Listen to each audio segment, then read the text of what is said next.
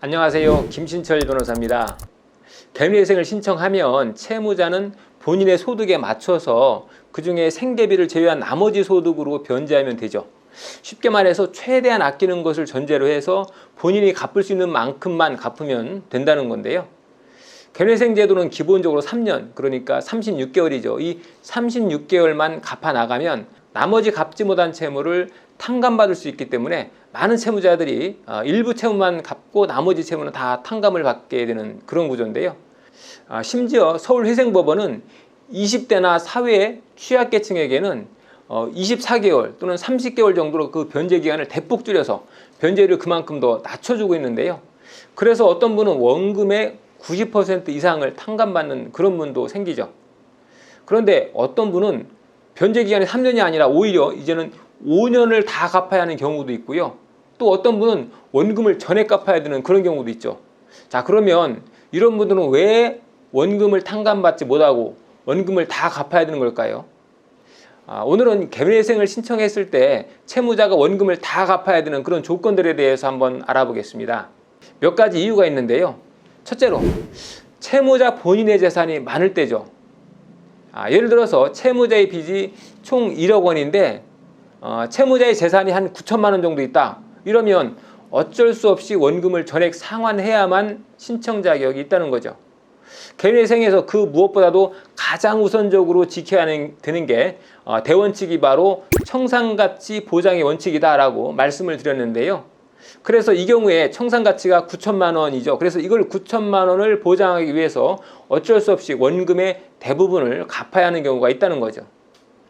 둘째로 채무자가 도박으로 돈을 다 탕진한 경우인데요. 자, 이러면 법원은 원금을 다 갚으라고 요구하는 보정을 많이 내고 있죠.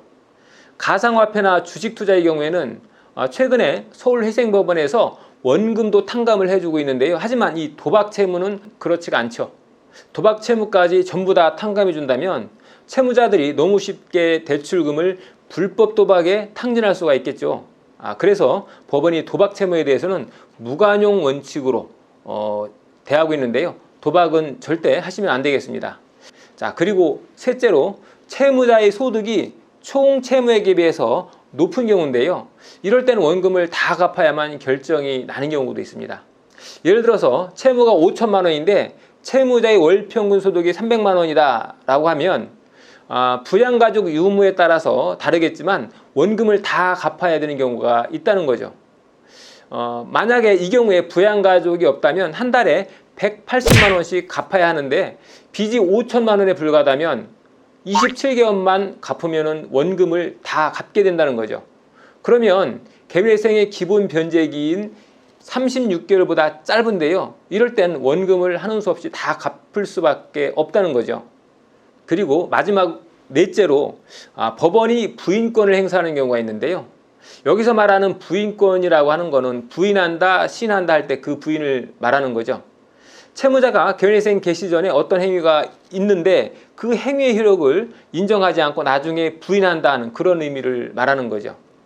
쉽게 말해서 채무자가 개인회생 신청 직전에 자신의 재산을 처분해서 발생한 돈으로 자기와 친분이 있는 개인에게 그 돈을 주고 빚을 갚았다라고 주장한다면 이런 행위는 특정 채권자에게만 변제가 이루어져서 나머지 채권자들 간의 형평을 해치게 되는 거죠.